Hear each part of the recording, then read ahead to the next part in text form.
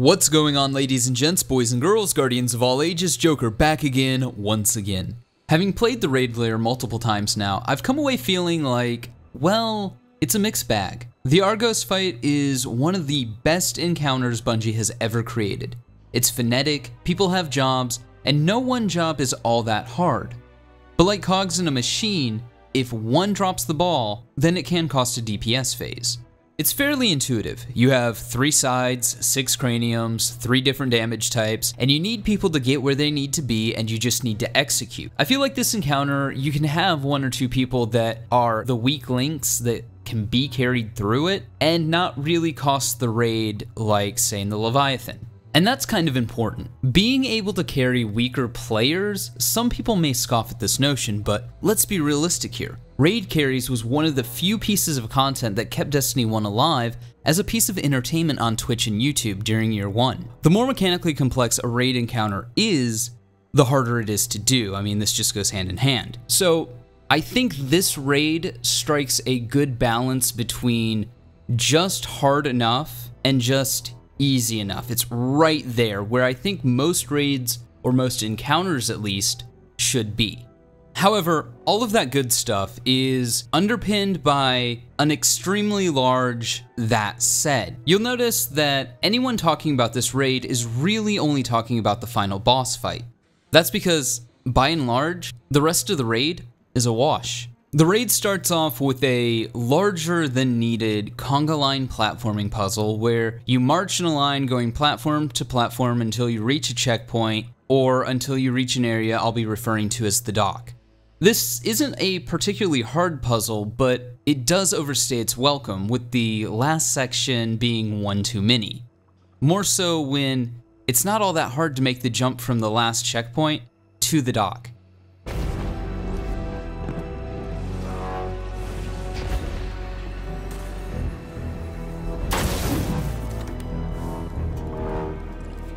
Once you reach the docks, it starts this quasi-horde mode that left me thinking, that's it? Really? That's all? I've played public events that are harder. And given the bug in the system side quest, with its tower defense mode that they have introduced with Destiny 2: The Curse of Osiris, I was quite surprised that they didn't use that again here, because it kind of makes sense. But it is what it is. It's just a horde mode. You kill off 3 waves of enemies, and you move forward. After you finish this wave defense mode, Callus will invite you into the belly of the beast, and you'll run through a not-so-elaborate guillotine puzzle. Then you'll be shot into the final boss fight. After you defeat the final boss, you get teleported to the same Callus treasure room that we've seen from the original Leviathan raid. You collect your loot, and that's it. The loot you get from this chest seems to consist of a new armor set for each class, and 2 new weapons, a grenade launcher and a shotgun, neither of which are anything particularly that special. You still get the same tokens from the raid, and you still turn in those same tokens to Benedict for the same loot you've been collecting thus far. The loot of this raid is just as underwhelming as the hard mode raid because it doesn't do anything special. It doesn't introduce anything new. Yeah, sure, we got a couple of weapons that drop now, but Which kind of delves into another tangent. With the way the current weapon system works, it's nearly impossible to make a shotgun or a sniper rifle or a fusion rifle or a grenade launcher desirable. Unless it's something really, really cool, like the Colony. Look at something like the Alone as a God sniper rifle, one of the better snipers in the game. But nobody cares about it because it's not Sins of the Past. With the current weapon system, they have disincentivized the use of any weapons that might have been special weapons in Destiny 1. And short of introducing something like Year 1 Black Hammer or Icebreaker, you're not going to have a sniper that outperforms a rocket launcher. And that's one of the largest issues facing the loot of Destiny 2. Because not only can they not create something mind-blowing for fear of dominating any given slot, but you'd have to create one hell of a sniper or a shotgun to replace Sins of the Past. Hell, you'd have to create one hell of a rocket launcher to replace Sins of the Past.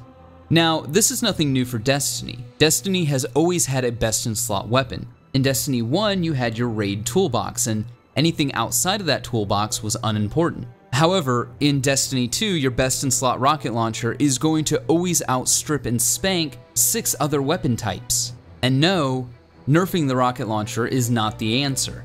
If we are ever to get interesting and powerful weapons again, we desperately need to go back to the Destiny 1 weapon system. Speaking of rewards, could somebody at Bungie perhaps maybe explain to me why there's no exotic for this raid? Or better yet, why the newest skin for the Legend of Acreus is in the cash shop and not dropped from the raid? Anyone? Anyone at Bungie want to take that? Anyone? No? Well, fuck you too.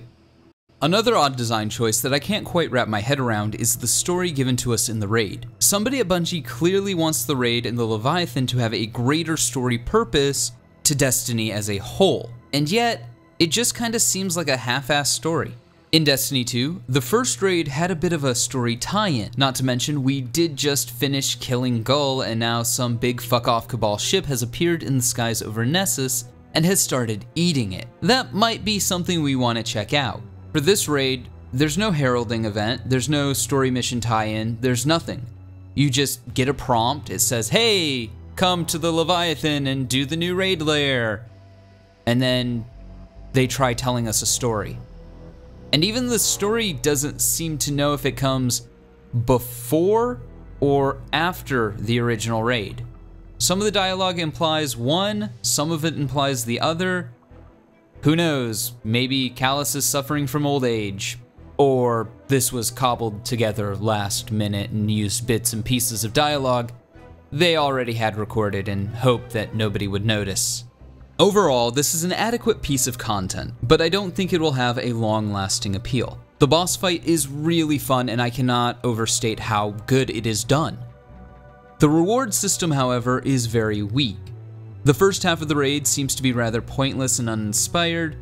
Perhaps they're running out of ideas. And there seems to be a lot of odd design choices in regards to the greater story surrounding the Leviathan, and how the rewards in general are created and given to players. Why would you not have an exotic for the new raid? Or, at the very least, a new skin for the old exotic in the raid, not in the cash shop? There's already a huge backlash over the Eververse store.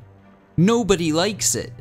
And yet, you put a raid weapon skin in the Eververse store and not in the raid. Why would you do that?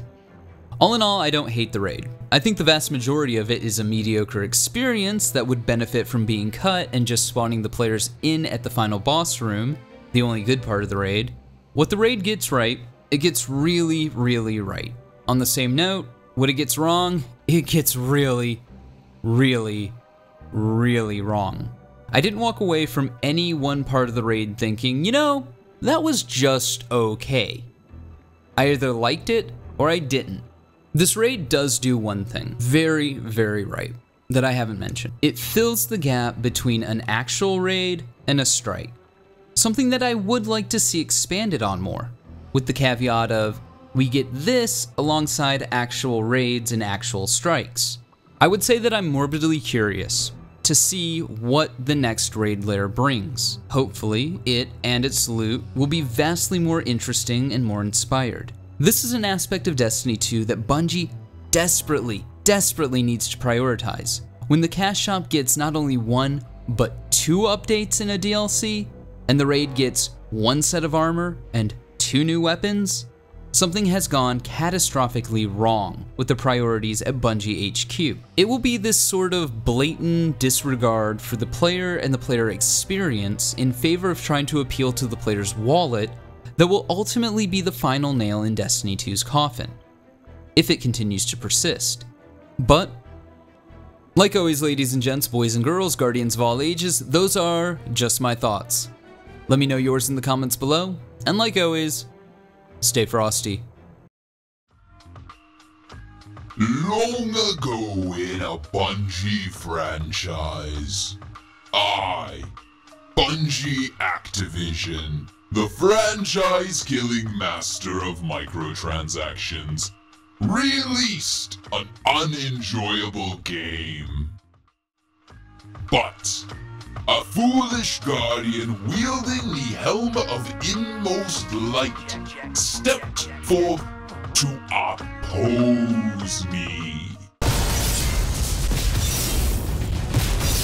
Before the final blow was struck, I released an expansion pack where my bullshit is law. Now, the fool seeks to return to the past and undo the cash grab that is Destiny 2.